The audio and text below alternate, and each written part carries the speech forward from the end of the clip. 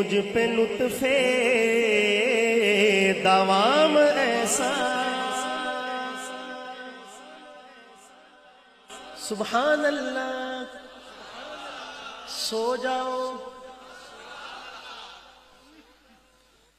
میں نے انشاءاللہ ابھی وقت ہوا ہے 1:36 اور 2 بجے سے پہلے میں نے آپ حضرات کی جان چھوڑنی ہے انشاءاللہ.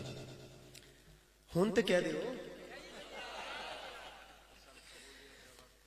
جی. بے شک درے نبی پر یہ عمر بیتے ہو مجھ پہ لطف دوام ایسا. درے نبی پر یہ عمر بیتے ہو مجھ پہ لطف دوام ایسا کہ مدینے والے کہے مقامی ہو ان کے در پر قیام ایسا. مدینے والے کہے مقامی ہو ان کے در پر قیام ایسا. جو غمزدوں کو گلے لگا لے بوروں کو دامن میں جو چھپا لے ہے دوسرا کو اس جہاں میں سوائے خیر الانام ایسا. مدینے والے کہے مقامی ہو ان کے در پہ قیام ایسا. لبوں پہ نام نبی جب آیا گریز پا حادثوں کو پا.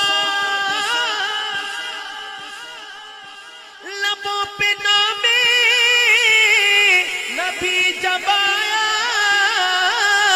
گریز پا حادثوں کو پایا. جو ٹال دیتا ہے مشکلوں کو میرے نبی کا ہے نام ایسا. جو ٹال دیتا ہے مشکلوں کو میرے نبی کا ہے نام ایسا. بلال تجھ پہ نثار جاؤں کہ خود نبی نے تجھے بلایا. سبحان اللہ.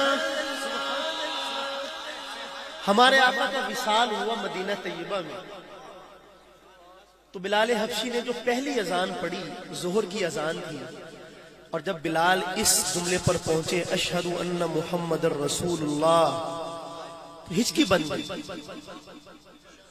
چونکہ جب بھی یہ کلمہ کہتے تھے تو سرکار دو عالم کا رخ انور آنکھوں کے سامنے ہوتا تھا. لیکن آج وہ منظر تو بلال واپس تشریف لائے تو کہا کہ مدینہ والوں آج کے بعد بلال اذان نہیں پڑھے گا. تو پھر جدائی برداشت نہیں ہوتی تھی.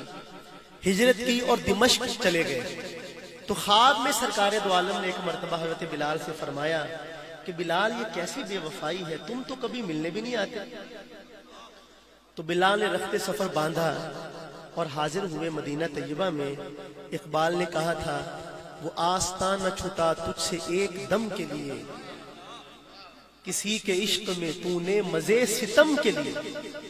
جفا جو عشق میں ہوتی ہے وہ جفا ہی نہیں, ستم نہ ہو تو محبت کا کچھ مزہ ہی نہیں.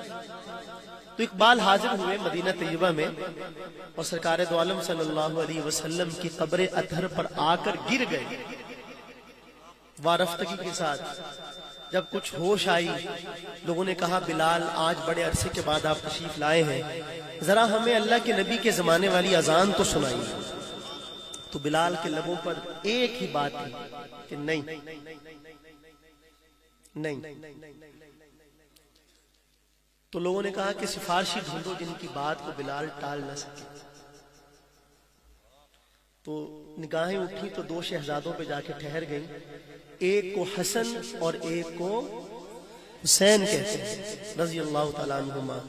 ان دونوں نے جب بلال سے جا کے سفارش کی تو اب انکار کی گنجائش۔ بلال نے اذان پڑھی، پورا مدینہ مسجد نبوی کے دائیں بائیں جمع ہو گیا کہ مؤذن رسول لوٹ آئے ہیں، شاید رسول بھی لوٹ آئے۔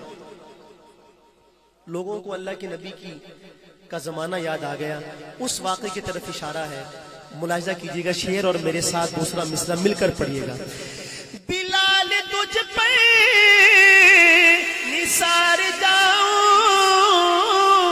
کہ خود نبی نے تجھے بلایا، نصیب ہو تو نصیب ایسا، غلام ہو تو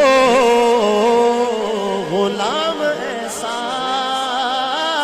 نصیب ہو تو مل کے کہیے، نصیب ہو تو نصیب ایسا، غلام ہو تو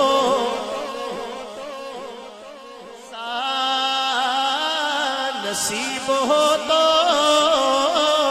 نصیب ایسا، غلام ہو تو غلام ایسا۔ نماز اب شعر ایسا ہے کہ دوسرا مصرع آدھا میں پڑھوں اور باقی آدھا آپ مکمل کریں، پھر یہ ہے ذوق کا اعلیٰ معیار۔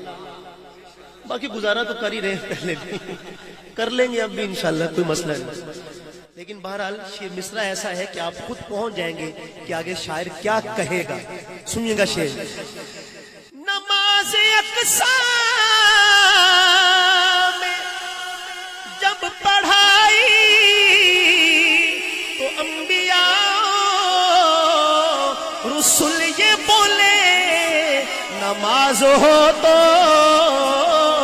نماز ایسی، امام ہو تو امام ایسا، نماز ہو تو نماز ایسی، امام ہو تو بول سکتے ہیں بلند آواز سے کہیں، نماز ہو تو نماز ایسی، امام ہو تو امام ایسا۔ میں خالد اپنے نبی پہ قربان ہے، جن کا خلق عظیم قرآن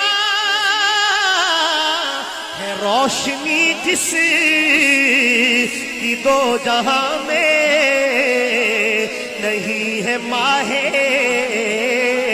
تمام ایسا، مدینے والے کہے مقام سبحان اللہ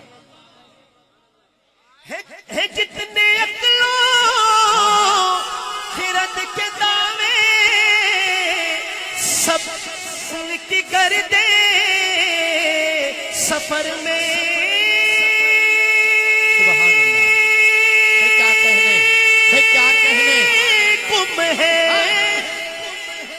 ہے جتنے عقلوں خرد کے دعوے سب ان کی گردے سفر میں گم ہے، کوئی بھی اب تک سمجھ نہ پایا ہے مصطفیٰ کا مقام۔ سبحان اللہ۔ مصطفیٰ کیا ہیں؟ ارے مصطفیٰ کیا ہیں یہ سمجھنے کے لیے، مصطفیٰ عرفی صاحب مصطفیٰ کیا ہیں یہ سمجھنے کے لیے عقل کو جان کے لالے پڑ گئے، دشت حیرت ختم ہوتا ہی نہیں، سوچ کے پاؤں میں چھالے پڑ گئے۔ کوئی بھی اب تک سمجھ نہ پایا ہے مصطفیٰ کا مقام ایسا. ان کی برکت سے ایک شعر اور یاد آ گئے اس میں، اور شعر بڑا عمدہ ہے شعر. سبحان اللہ. درود ان پر سلام ان پر ہے خوبیاں سب تمام ان پر سلامتی کی جو ہے ضمانت وہ لے کے آئے نظام ایسا مدینے والے کہے مقام